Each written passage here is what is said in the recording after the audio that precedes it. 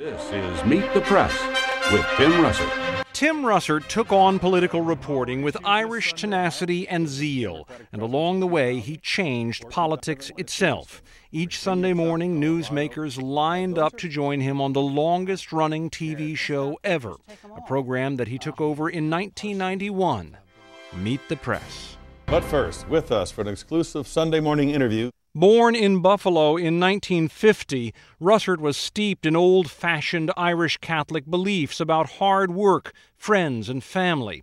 He went to law school and then straight to the front lines of politics, working with legendary politicians Daniel Patrick Moynihan and Mario Cuomo.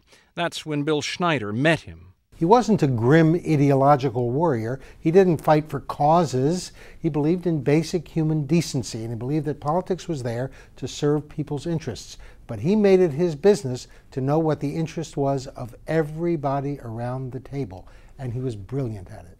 In 1984, he was hired by NBC, in just a few years becoming the Washington bureau chief. He's been a force in every phase of that network's political coverage ever since.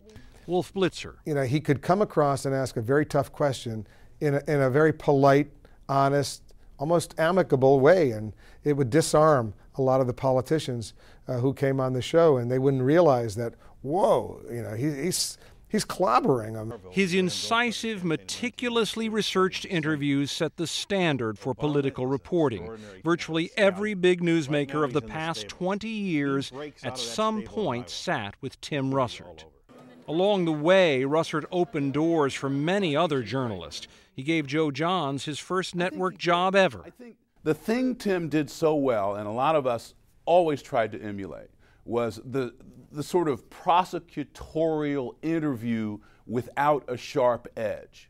So here was Tim on Meet the Press, asking very tough questions, but not making himself the focus of the questions. In this town where contacts are everything, Russert seemed to know everyone, and he was an innovator. With a marker and a whiteboard, he reduced the complexities of an election to something everyone could understand.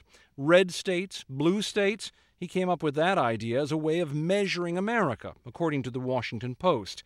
And his influence went beyond politics to groundbreaking coverage of the world's religious, economic, and social issues. He was one of the journalists who managed to have a very popular show that also dug deeply into the issues and really illuminated not only the issues themselves, but often pierced the balloons of some of the people who were appearing on his shows, who came in with a certain arrogance or a view that they could just sort of put one over on the American people. His awards are too numerous to mention. Time magazine called him one of the 100 most influential people in the world. And yet spending time with his family and helping his community were among his deepest passions. Married for 25 years to Maureen Orth, who writes for Vanity Fair, he talked with endless pride of his son Luke and his father, Big Russ, immortalized in 2 books. And of course, there was sports. He loved the Buffalo Bills. That was his real passion.